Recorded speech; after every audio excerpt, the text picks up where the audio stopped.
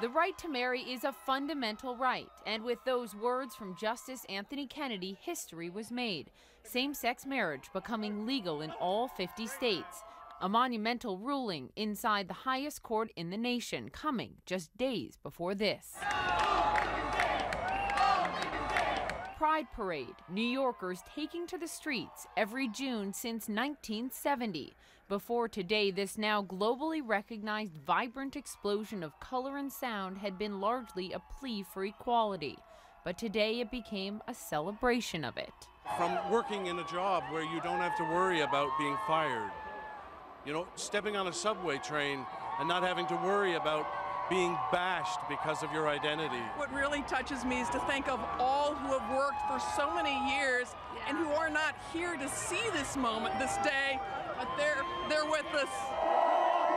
In New York City, the roots of the gay rights movement run deep. New York, and I'm speaking now as a prideful New Yorker, but New York has had a special place in the history of this country. In many ways, you look at a lot of the progressive movements, and New York was at the forefront of it.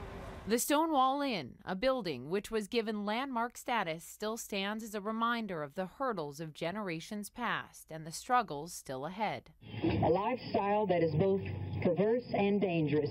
In 1969, a riot here would change the course of this country forever. Patrons in the Greenwich Village bar refusing to live in the shadows fought back, and a new era of activism was born. Years of fighting for their right to no longer be treated as pariahs, institutionalized and studied.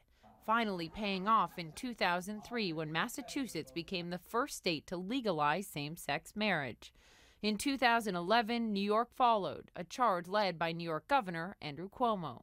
It had failed in the state before, and people forget this, but New York on the state side is Democrats and Republicans. This is not an entirely Democratic government. So we had to work very hard to get it passed. New York was a laboratory, and New York passed the law, and nothing bad happened. The world didn't stop spinning, the sky didn't fall. That message, one that took some other lawmakers more time to echo. What do you make of the shift we've seen among some politicians very quickly? Politicians either lead or they follow. And on this issue, I'm afraid they've been following. Yes. The country has changed, shifted, and they've had to catch up with public opinion. Isn't it amazing?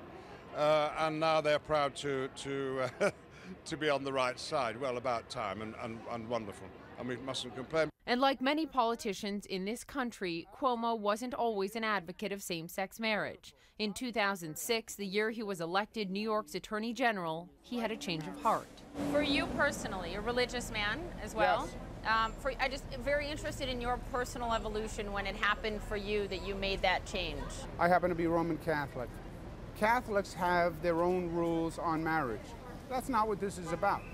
But I represent the people of the state of New York. I represent the laws of the state of New York.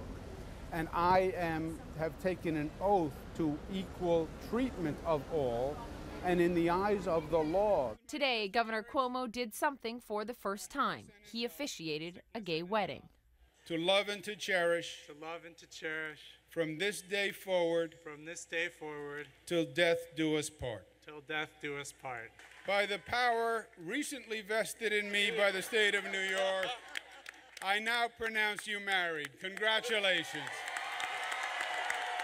One by one, same-sex weddings like this one will be held in all 50 states, but the struggle for complete acceptance is still far from over.